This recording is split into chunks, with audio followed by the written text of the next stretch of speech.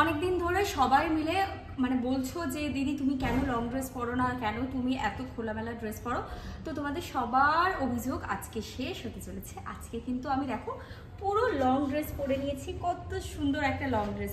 লম্বা ড্রেস পরা নিয়ে দরকার তো পরে নিয়েছি, কত সুন্দর। তো চলো গাইস, ও তো একদম লং ড্রেস পরে নিয়েছে, মানে সোজাসুজিই যাচ্ছি। চলো আর কোথায় যাবে? আরে অডিয়েন্সকে দেখাও তোমার এটা। না আরে অডিয়েন্স কি দেখছো? কাটা নেই, কই কাটা? আমারটা যথেষ্ট ঠিক আছে, ওরটা দেখো পুরো পাটাও কাটা, আমারটা তো ঢাকা ভাই। এই মা কি দশা বলে, আমারটা পুরো ডোরা কাটা। বাট আমারটা তো ঠিক আছে, তোমরাই বলো। আমার তো পুরো ওরটা দেখো বসতে গেলেও কাটা বেরিয়ে যাচ্ছে।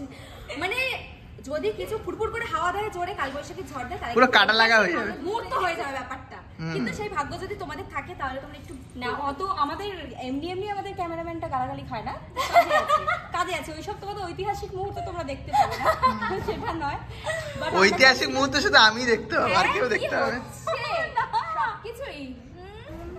তো যাই হোক, বলো ড্রেসটা কিরকম লাগছে? সেটাই, যথেষ্ট সুন্দর ড্রেস, যথেষ্ট সুন্দর ড্রেস বুদ্ধি খাটিয়ে অর্ডার করে রাশিয়ান ভাবে। দেখো আমরা কিন্তু ড্রেসগুলো আসে, এগুলো কিন্তু কাস্টমাইজ করা, এগুলো কিন্তু আমরা রেডি করি। দেখো সবকিছুই তো ঢাকা পরি, একটু যদি না খোলা থাকে আমরা নিঃশ্বাস নিতে পারবো না, হাওয়া খেতে পারবো না। এমনি আমরা একটু নাজুক নুজুক, মানে একদম কমলের ফুলের মতো আমরা একটু বেশি। আমরা পদ্ম ফুলের মতো। আচ্ছা আমাকে একটা কথা বলো, তোমরা কি আমাদেরকে কোনোদিন দেখেছো যে সবসময় রাস্তায়, সবসময় বাইরে কোনোদিন দেখেছো? আমাদের কিন্তু দেখা পাওয়া খুব মুশকিল, ডুমুরের ফুলের মতো একদম।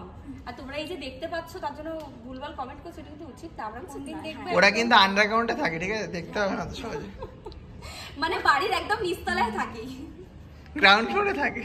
গ্রাউন্ড ফ্লোরে থাকে। তাহলে ভেবো না ওখানে গাড়ি পার্কিং হয়। বাট আমরা ভিডিও করতে এসেছিলাম, এখন আমাদের ভিডিও করা অলমোস্ট কমপ্লিট হয়ে গেছে। আর আমরা এখন একটু রিলস করবো, করে আমরা অ্যাকচুয়ালি আমরা অপেক্ষা করছি ভালো একটা লাঞ্চ হবে।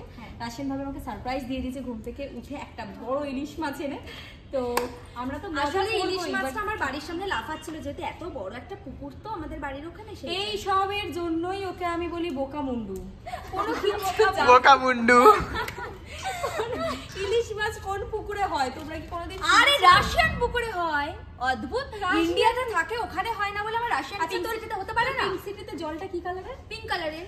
ও, আর সবারটা সবারটা সেটা আমি জানি না, অডিয়েন্স জানে কি। বাট আমার পিঙ্ক সিটিতে আবার পিঙ্ক কালারের মাছ নেই, সিলভার কালারের মাছ।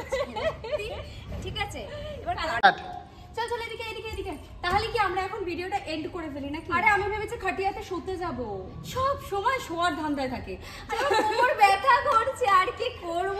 ইন্ডিয়ান কি বসবে নাকি? আমি একটু বসি, ও তো বসে বসে না বলে হয়েছে না, আমার তো বসা। ও তো বসে বসে এসছে, আবার কি বসে? কে বসে বসে? আরে ইন্ডিয়ান, ওই জন্য বললাম। কোথায় বসে? আরে স্কুটিতে বসে এলে না, ওটাই বললাম।